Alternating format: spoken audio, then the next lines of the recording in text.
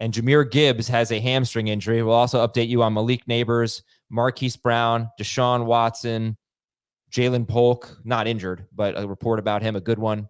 Marshawn Lloyd. But let's talk about Jahmyr Gibbs. I did a draft last night. It was an untimed draft. And as I was on the clock, I learned about the Jahmyr Gibbs injury, which was nice. Gave me a little flexibility. But he fell. Obviously, he fell in the draft. I took him 19th overall.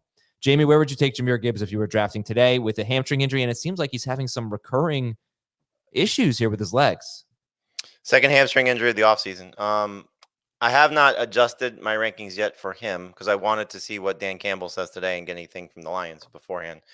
Hopefully get a timetable on this. But if he's going to miss multiple weeks of practice, then he'll fall a few spots, similar to what happened with Puka. I still think round 2 is the spot for him right now, if you're drafting today, just because of the concern, because he was a borderline first round pick to begin with. So I just haven't made the decision yet if I'm going to drop him behind Barkley and Taylor. I don't know if I'll drop him behind Kyron, but that will be the next running back to go. But mid round 2, I think is the farthest he'll go. So 19 is probably about the floor. I've moved him behind Taylor and Barkley. I'll move him right back up if Dan Campbell comes out today and says, "Oh yeah, no big deal. He'll be back at practice next week." And fingers crossed on that. But my guess is that they're going to give him the same type of treatment that the 49ers are giving Christian McCaffrey, which is bubble wrap for a couple of weeks, back at practice for a week, and then they'll take it from there. Hopefully it'll be good news from Detroit today. And Jahmyr Gibbs could end up being someone that we're buying on a dip. 19th overall in the draft, Adam, that sounds like a dip worth buying for Jahmyr Gibbs as of now. Yeah, he went after Travis Etienne. But, I think when it started, it was just he had a leg injury. So when I saw it was hamstring, I was thinking, okay, it's not a knee. It's not a season-ending thing. So I'll take a shot on him. 14-team best ball league. You got to be a little bit bold there. Travis Etienne went ahead of him, though. So I think people got a little spooked. The fact that you had 2 running backs like that go in the first 19. Yeah. What do you mean? That's surprising at best ball. It's a flex. Yeah, you could. Yeah, this flex league, 14-team best ball. Yeah. And I took Gibbs ahead of Marvin Harrison. That was the other guy I was considering. So anyway, with Gibbs now, he missed 2 games last year. His second hamstring injury of the offseason. What does this mean for David Montgomery? Are you guys going to move him up? You can't move one down and not move the other one up. So if you're concerned about one, you got to be excited about the other. So, I think he now creeps into the the late teens if Gibbs is going to miss any time. He was already like RB21 for me. So, 19 or so ahead of Jahmyr White. I've kind of gone back and forth with those guys a lot anyway. Still behind Ramondre for me. So right around a couple spots.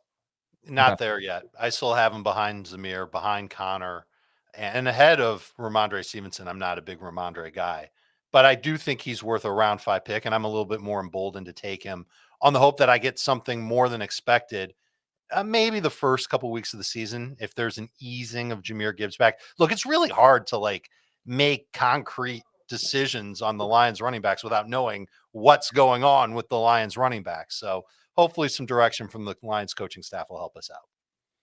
All right. Also, Detroit rookie cornerbacks Ennis Rakestraw and Terrion Arnold left their practice yesterday with injuries. So these are their first and second round draft picks, I believe.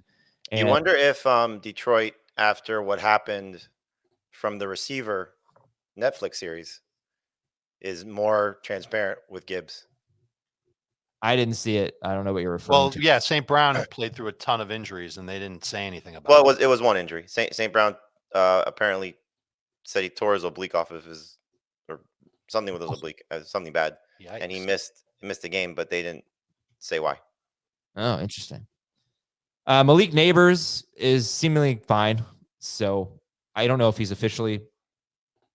As of now, he hadn't been ruled out for Saturday's preseason game, but whether he plays or not, I'm not expecting him to play. But he's got a low ankle sprain. I think Malik Neighbors, we can breathe a sigh of relief. It does suck that if Jones is going to play and Neighbors doesn't. Yeah, it does.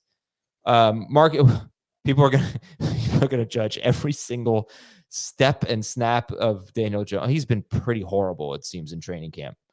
Marquise Brown does not need shoulder surgery, and Andy Reid did not rule him out for week 1. Deshaun Watson is expected to play in preseason week 3, not this week, but the next week. Baltimore safety Kyle Hamilton, arguably the best safety in the game. He has a minor knee sprain. Buffalo wide receiver Chase Claypool's on IR, as I mentioned. Patriots reporter Phil Perry said that Jalen Polk has been the most consistent Patriots pass catcher. It's a lot. It's a lot of Phil Perry, Polk, Patriots pass catcher. That is a lot of P's. And Polk is on Jamie's sleepers list, I believe. So we'll talk about gotten a lot of good press this offseason. I guess I shouldn't really say offseason anymore. Chargers running back Jarrett Patterson looks like the number 3 running back, according to Daniel Popper of The Athletic. J.J. McCarthy has a seemingly minor injury for the Vikings. Marshawn Lloyd should be ready for week 1. Packers rookie running back, according to Jordan Schultz. Then you got this Jets situation here. They acquired Hassan Reddick months ago from the Eagles. Thought it seemed like the contract situation seemed like everybody thought things would get worked out. Well, it hasn't. He's now requesting a trade. The Jets are saying, we are not trading you. Hassan Reddick, by the way, one of the best pass rushers in the NFL. I've been with the Eagles for the last few years. He's being fined $50,000 a day, and it's an ugly situation there. According to ESPN's Jeremy Fowler, teams have inquired about acquiring Patriots pass rusher Matthew Judon, who wants a new contract.